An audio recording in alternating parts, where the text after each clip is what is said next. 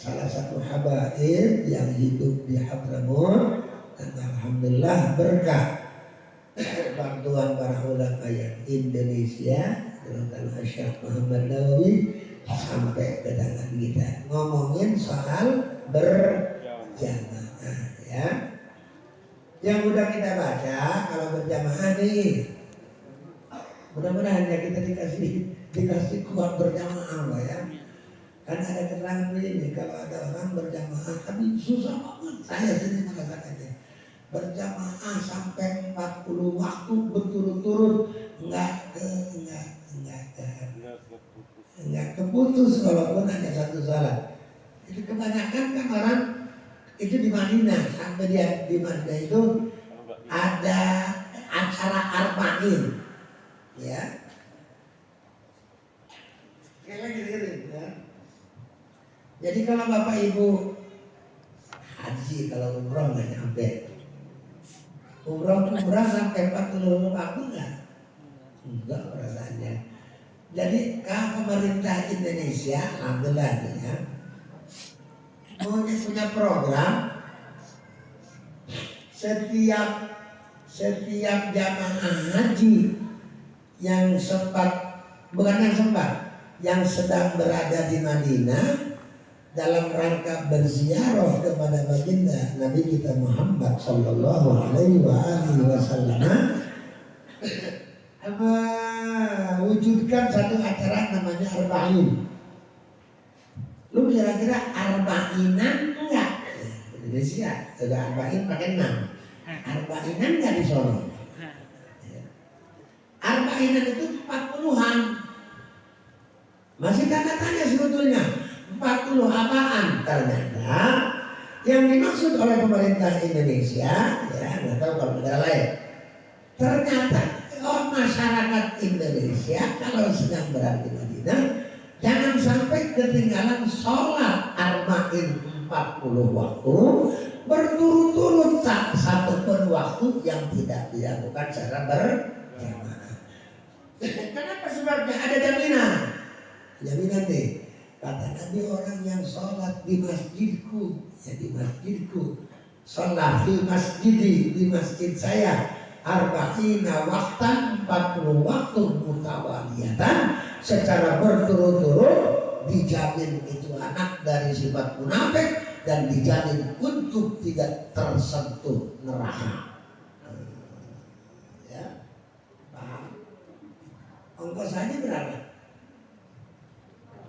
40-an kan? 49 juta itu nggak ada apa-apanya. Sebab di antara faidah yang ada di haji bisa menyebabkan kita haram masuk neraka dan wajib masuk surga. Ada apa-apanya itu di sini. Kan saya pernah cerita ya. Jangan-jangan ke surga saya. Begitu saya bayar box itu masih 90-an kan, 37 juta. Ya Allah, belum masuk surga baru masuk pesawat. Ya, ladies and gentlemen, welcome to my Garuda Kalidunya. Gua nggak tahu ya. Sebab pesawat kita akan menaik, saya minta seluruh penumpang untuk masang seatbeltnya masing-masing. Ya, pasang sabuk pengaman. Itu seluruh kali. Mana cakep, mana wangi, nggak tahu pada minyak wangi apa itu wangi banget. Apa ibu saya kali yang gitu. Bapak katanya kalau itu sabuknya dipakai bisa nggak? Dalam hati kalau bisa, kok kamu ngomong bisa. Kalau nggak bisa dibenerin sama dia. Nggak bisa gimana nih? Ya Bapak. Ya Allah, copot lagi ke sabuk ya Allah.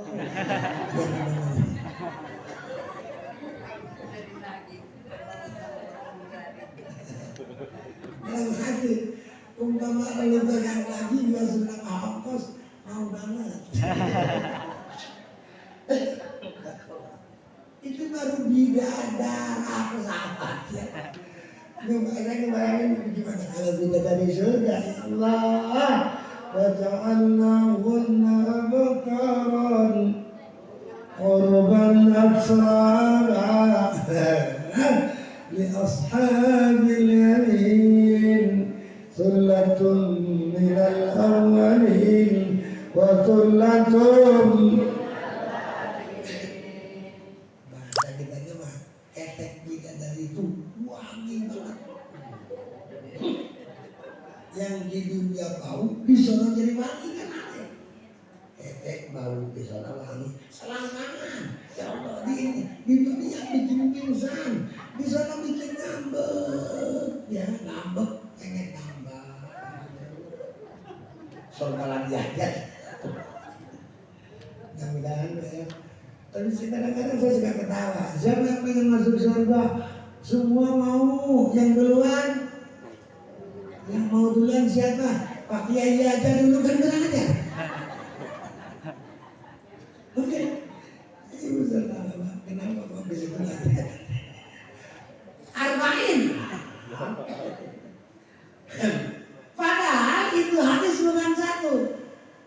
Orang yang sholat berjamaah di Masjid Nabawi, ya. Mudah-mudahan ya, udah berangkat lagi. Amin. Yang bulan insya Allah kalau bikin mudahannya, enak banget. Ya.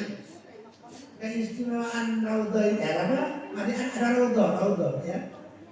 Jadi di makam di dalam masjid itu ada makam Rasul ya. Ada makam baginda Rasul, Sayyidina Abu Bakar, Sayyidina Umar, itu ya. Itu di kuburnya di apa namanya? Awalnya kan kamar ya. Jadi kamar tidur Siti Aisyah bersama Rasul, disitulah baginda mengembuskan nafas terakhirnya. Kata baginda, ini istri-istriku ngumpul semua kan 9. Kalian harus ridho ya. Saya mau meninggalnya di pangkuan Aisyah. Meninggal santai banget. Gimana Hafsah, Zainab, iya Rasul, apa yang Rasul senangi, kami juga ikut senang. Gitu, nggak ada yang lawan. Emang bini jangan salah. Bang, bengsek. Kata Siti Aisyah, Baginda gimana? Udah. Aisyah. Makanya Baginda itu meninggalnya di pangkuan Siti Aisyah, di kamar Siti Aisyah. Dan sudah menjadi hukum setiap nabi meninggal harus dikuburkan di tempat di mana beliau menghembuskan nafas terakhir. Tapi ini untuk para nabi aja. Kalau berlaku, kalau buat kita berat ya. Nabi di mana meninggal di situ langsung digeser sebentar, digali dan dikuburnya di tempat Sakaratul Maut. Alhamdulillah ini hukum nggak ke kita atau ya. Kalau kita repot kita dijual tanah, tinggal tengah rumah jadi kuburan. Dirinya meninggal di dapur, jadi kuburan. Cucunya meninggal di ruang tamu. Habis siapa yang mau beli tanah kita?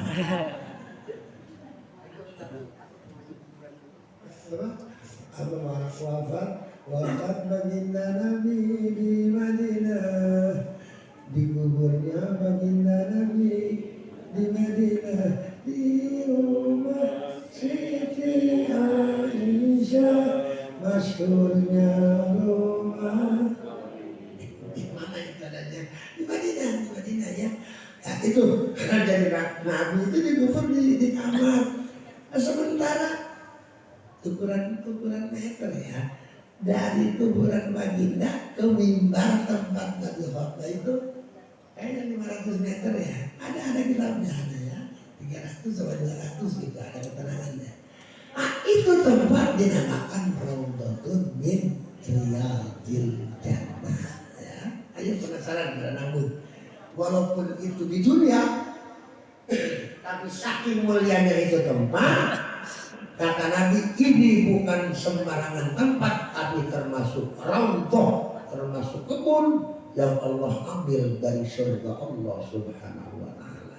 Ya, setiap orang duduk di situ berarti udah masuk raudhah. Kalau orang udah masuk surga, insya Allah nggak bakal keluar lagi. Setiap orang yang raudhah, insya Allah akan mudah untuk masuk surga Allah. surga lagi aja wakatinya Allah. Ibu serta bapak hadirin muslimin, tahun berapa itu ada nyanyian di taman raudhah tempat himpun doa. Saya dijamin orang yang berdoa di raudhah akan didengar dan langsung diijabah oleh Allah Subhanahu wa taala. Oke, insya Allah kecil-kecilan ini juga insya Allah termasuk raudhah min riyadil jannah. Sebab tadi malam saya ngomong idza marartum bi riyadil jannah fartau. Apa itu? Apabila marartum lewat kamu bi riyadil jannah dengan taman surga fartau. Ini para ustaz, para kiai tolong perhatikan. Banyak di antara mereka, bukan ratusan, ribuan kali ya, menerjemahkan fartau pada mampir. Secara akal aja. Ketemu taman surga. Kita sekedar mampir, pantas nggak? Coba jawab. Ketemu taman surga yang begitu indah, kita hanya mampir, kira-kira pantas nggak? Enggak. Kudunya di sini kesalahan makna. Kata guru saya yang mulia, fartau itu bukan mampir, bersenang-senanglah Anda di dalam kebun tersebut. Masuk akal kan?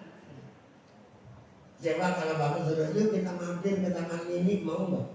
Sudah mampir, aku yang lama kalau itu 3 jam. Taman safari yuk, tapi jangan mampir. Kalau bisa mati di sana. Barang sama golira. Gimana sih? Kalau mampir kan sebentar kan? Dan makna pun salah.